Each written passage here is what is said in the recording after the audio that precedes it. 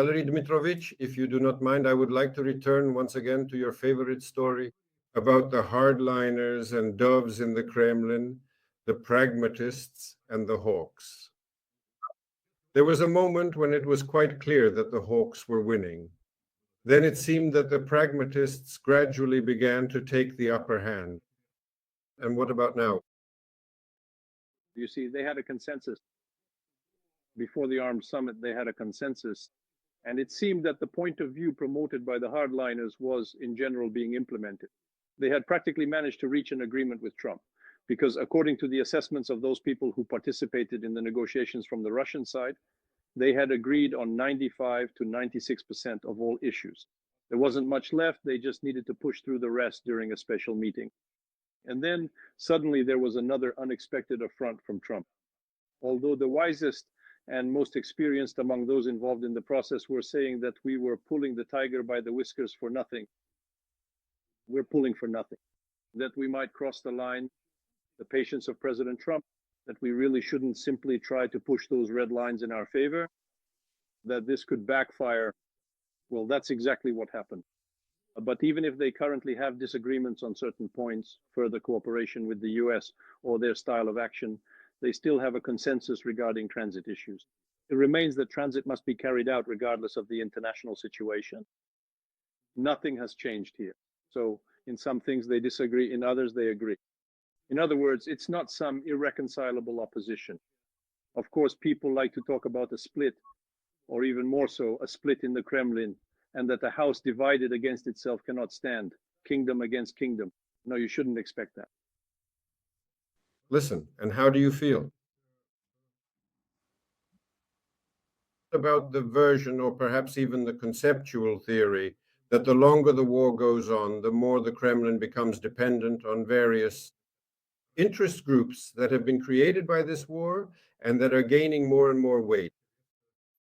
The security forces on the ground, that is, the heads of repressive agencies, regional governors, and the leaders of defense enterprises, are in essence the individuals who now have the opportunity to blackmail the higher leadership in one way or another. Or Yevgeny Alexeyevich, this is a very serious overreach. Yes, there are indeed beneficiaries, but the thing is, the benefits have already been secured. Now, the overall socioeconomic situation is worsening. Everyone is talking about it, except perhaps the lazy. This was already obvious half a year, 8 months ago, and now these forecasts are coming true. That's why the risks for those who were beneficiaries have sharply increased. Governors are being arrested. Well, if not governors yet, then deputy governors left and right, thereby narrowing down the choice of governor. Any factory director knows, and as for the owners, it's not even worth mentioning what will happen to them if the plan fails, because now there's already a threat. If not for the change in the criminal code, it would be a very serious charge. If there is anyone on whom Russia, or more precisely the Kremlin, becomes dependent, it's China, because without Chinese military and technical assistance, it would be impossible for Russia to continue intensive military operations, at most 1.5 to 2, maybe 2.5 months. listen, it's a very unpleasant situation when everything is hanging by a single thread, a Chinese one. That's putting it mildly, that's putting it mildly, that's putting it mildly. Yevgeny Alexeyevich, but what can you do? They put themselves in this kind of dependence. Of course, for the Kremlin right now, the Chinese have a serious domestic political problem that takes priority, not the subordination of China and Russia. I mean, their own issues, their own issues in China, the question of succession, their own internal matters in China. Because according to the information received by the Kremlin, Xi Jinping's health has deteriorated, and although it was previously thought that he might stay in power until 2027, now they are saying that no later than next spring, he will have to give up all his positions in... These days, the theoretical plenum of the CPC Central Committee is literally taking place. By the way, I would like to announce that tomorrow, right here on my channel, the famous and highly respected sinologist, especially renowned for his lengthy and in-depth interview with Yuri Dud, Alexander Gabuev, has promised to tell me everything, what's often called the whole unvarnished truth about what is happening within the Chinese leadership. So don't miss it. Here's something else I want to ask you about. You mentioned problems in the economy. To what extent do they understand the seriousness and depth of these problems in the Kremlin? They understand well. Very well. This is one of the main motives driving the desire to stop the military actions. They understand it well. And they also understand that the resilience of the Russian economy and the social patience of Russian citizens are not unlimited. But Yevgeny Alexeyevich, you remember perfectly well, according to our knowledge of national history, not just national, but from our own personal experience, that this patience is constantly being tested and no one knows where the limit is. Until it collapses, as it did in this case with President Trump, no one knows how it all might end. But from the point of view of the experts who serve the Russian leadership, something needs to be done. Something needs to be done now. And that's something, the main thing in this something is stopping the military actions and starting the process of lifting sanctions. From their point of view, even if the lifting of sanctions is only symbolic, psychologically, it will have a very strong positive effect on the economy, on the mood of economic agents, because those legislative changes that concern, let's say, increasing the tax burden will actually lead to a reduction of small and medium businesses, some say by a third, and to more businesses going underground. Right now, they're trying to soften these measures, but the fact is the budget desperately needs money. It's a critical need. After the sanctions were imposed against Rosneft and Lukoil, as you can well imagine, foreign currency inflows will sharply decrease. Maybe for now, they won't require citizens to exchange their foreign currency. I don't think so. Well, in general, if the military actions continue with the same intensity and the foreign policy course doesn't change, then of course we will keep moving in that direction. But why? There are just too many risks. There are just too many risks. And even tightening, like you're promoting VPNs, tightening domestic policy, increasing administrative and police pressure. And for now, it works. But again, you never know where the limit is. What if it suddenly starts to break where no one expected? And what would that even mean then? It's the story of things starting to break where no one expected. And that's As always, the case. Here are these young people protesting the arrest of popular singers who perform songs by so-called foreign agents. Somewhere there are pickets, somewhere there are demonstrative street concerts. Could this turn into something more for you? You know, we've already seen a couple of revolutions there. Generation Z in Nepal. I really doubt it, Yevgeny Alexeyevich. I really doubt it. After all, this is more of a cultural demonstration, although, of course, it does have some political undertones. But indeed, the share of active youth in Russian society is small, and it is far less politicized than it might seem. Among them, especially among the youth in the capitals, in St. Petersburg and Moscow, yes, there are quite liberal attitudes. These attitudes cannot be called pro-regime, rather they are anti-regime, but they are not ready for any action. And they have no leaders, no infrastructure whatsoever, again, for understandable reasons. And you know what largely drives the protest here? So if you don't sing the songs of the foreign agents, then what can you even sing at all? Songs by Shaman? I can hardly imagine that. I mean, really. It was the students who drew my attention to this. Do you realize that the authorities have been trying to create an alternative cultural space since 2022? An alternative to what has left Russia? They haven't managed to achieve anything. Absolutely nothing. It's zero in every sphere. In pop music, in cinema, there's nothing there. It's a Torricellian vacuum.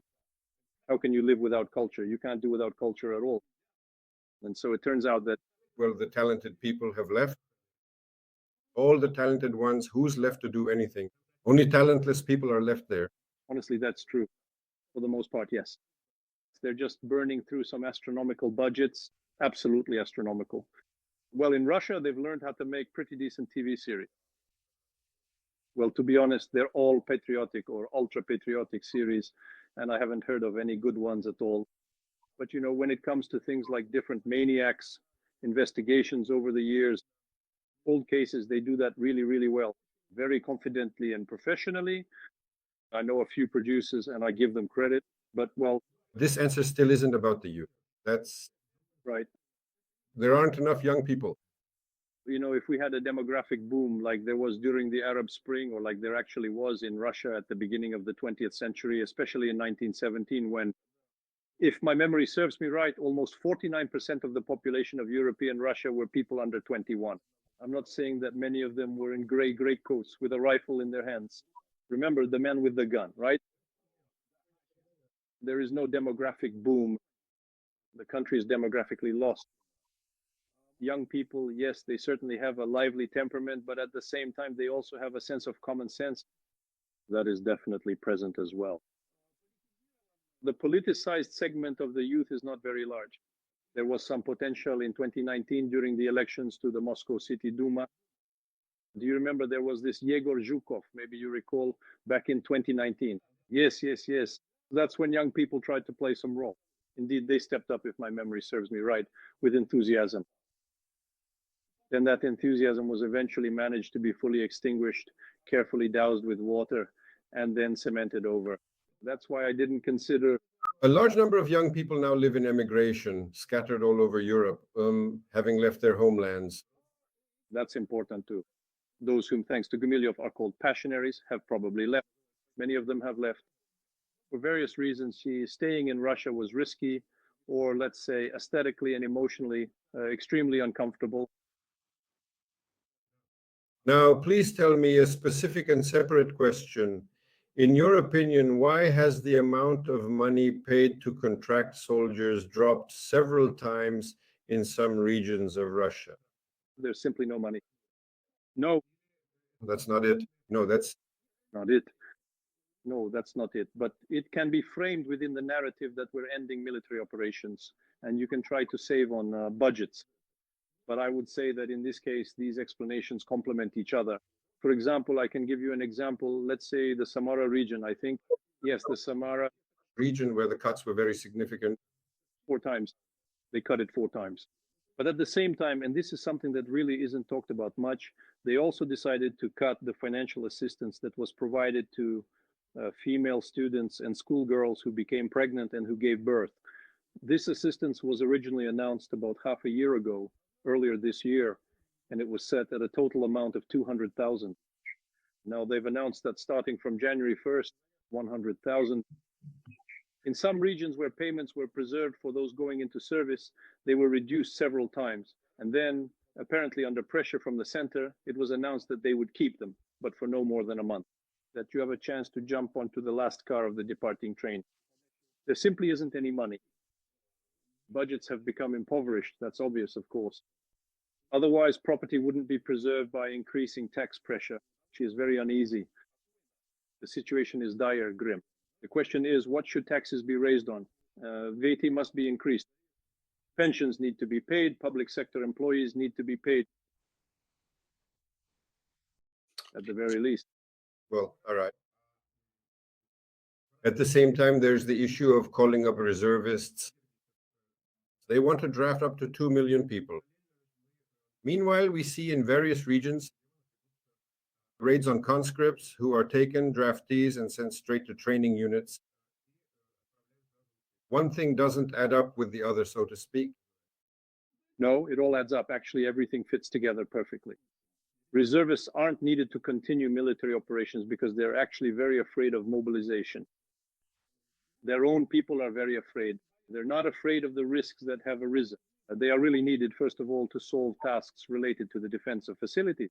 Honestly, I don't know what role they could play in defending civilian or military facilities, and possibly in the aftermath to address some economic tasks, because a fundamental decision has already been made, and Karaganov let it slip the other day, that when the military actions end, the heroes of the VSO will be strongly encouraged to go work on construction sites in the Far East and Siberia. Here's a medal for valor, a medal for labor. And what if, after working on construction in Siberia, they go on to form gangs like the Black Cats, right? Of course, some will do that, but Siberia is far away, you understand. It's important that this doesn't happen in the big cities. It's important that this doesn't happen in Moscow, in St. Petersburg. It's important that this doesn't happen at all in the million-plus cities. And what will happen? Somewhere out there. And what if all this attempts to send veterans, tough guys who are used to shooting and killing, what if they try to push them out to Siberia? What if, in response to this, they actually do something in the major cities? How would that be perceived? No, actually, they'll be releasing them from the active army in small batches. That's the first thing. Second, and this should actually come first chronologically, is that A significant portion are being offered to stay in the ranks of the armed forces because a large army will be needed to control the so-called new territory. A larger contingent is needed, obviously, for certain reasons. And part of the active army wants to be redeployed to the border with China and Kazakhstan. Well, to cover the border with China and to exert pressure on Kazakhstan. But why would we need to cover or secure the border with China, who is generally considered to be our great friend and ally for security reasons? Well, who actually believes in this friendship, Yevgeny Alexeyevich? At least from the point of view of the Russian special services. China has certain plans regarding various parts of Russia.